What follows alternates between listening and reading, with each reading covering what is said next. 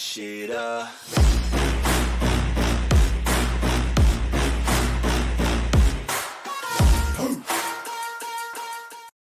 What is your profession? Definitely, merong boss to si Torre. May mataas na nasasandalan yan. Yung ganyang kalaking galawan, bubuhos ka ng pera dyan. At nakasandal ka sa pader dyan. Pag lumayas yan dito at tinanggap niya yung hamon ni Atty. Torrio, pag lumayas dito, yari yan si Torre. Sasabunin yun ng ibabaw niya. Hibang siya talaga. Again, pumitik na naman siya doon kasi eto si Pastor kayang bumili ng 2 helicopters and private jet. So ibig sabihin niya may kakayanan din gumawa ng tunnel. Di ba? So medyo may kahibangan to si Torre kasi hinamon nga siya on the last part. Hinamon siya ni Atty. Torrio na meron silang gamit na pwedeng ma-check yung kung meron tunnel. Kahit malayo, ma-check kung meron tunnel. Yun nga lang, medyo may kamahalan yun. But they are willing to pay. Sinabi ni Atty. Torrio, di ba dito sa expenses, kami nang bahala dyan. Basta importante lang, pagka wala talagang tunnel, kasi yan ang purpose, yan ang sinasabi nila, kailangan nila magtagal kasi may tunnel. Yun ang hinahanap nila at kailangan nila maghukay. So, diyan umikot na yon. Ngayon, papatunayan namin sa iyo, sabi ni Atty. Torrio, walang tunnel. Kila tayo, meron tayong gamit, gastusan namin. Basta, pipirma ka. Kasi nga, wala nang tiwala si Atty. Torrio kay Torre, including me, including every one of us. Siguro, lahat ng Pilipino or most Filipinos, wala nang tiwala kay Torre kasi sinabi niya na walang hukay. Tapos may hukay. Tapos tinakpan. Tapos sabi niya, patunayan. Nung pinatunayan, itinatanggi niya na sinabi niya. Ganun po kasinungaling si Torre. Huli na, hindi pa aamin. Kaya kailangan ng pirmahan. Inamon siya. Naduwag. Natakot. Hindi siya pumalag.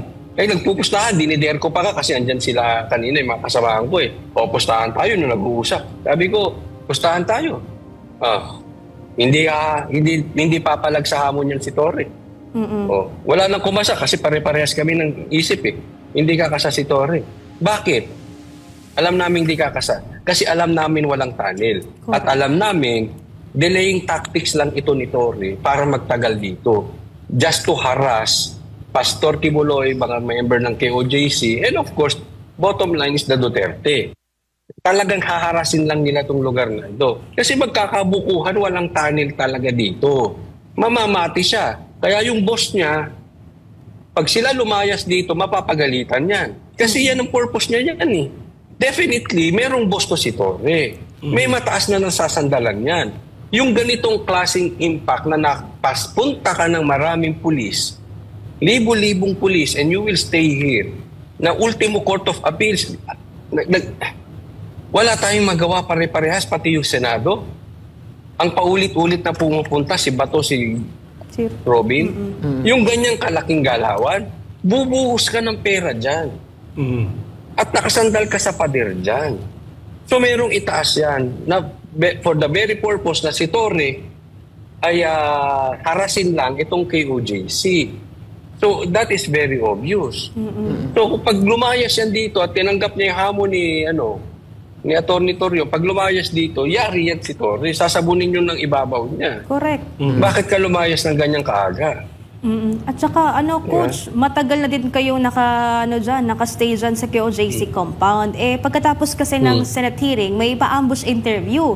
So, in-interview itong si Torre. Ang sinabi niya, tatanong kasi siya na, Sir, panawagan ng KOJC, ng kabuang KOJC, na maka-access sa cathedral at saka sa JMC. Ang sagot ni Torre, nakaka-access naman sila. Masyado lang silang dramatic. Kung dramatic daw, at hindi daw totoo na hindi kami nakaka-access dahil mismo daw yung mga abogado ng KOJC ay nakikita o nalalaman kung anong ginagawa sa loob. Dramatic yung word na ginamit niya, Coach Rolly. Sinungaling. Sinungaling talaga yan. May media Pinuntahan namin, di kami makapasok gusto mo isama ko tong live, baba ko to, pasukin ko yon. Masasaktan ako dyan. Di ba? Pero pwede nating patunayan dyan just to prove, Torre, na sinungaling yan. Di ba? Napakasinungaling ni Torre. I mean, nagsama tayo ng media. Di ba? Hindi nakapasok. Doon sa yung nag-ano ng city building permit, hindi nakapasok. Senate staff, hindi nakapasok. Pinapasok lang sila nung dumating na mismo yung mga senadors. Paano OA? Paano? Dramatic? Hindi. Ang daming testigo, ang daming videos na. Bukas, subukan natin. Ngayon, pahinga muna tayo, tulog tayong saglit. Diba? Bukas, pasukin natin. Tsaka hindi ka nakakapasok dyan.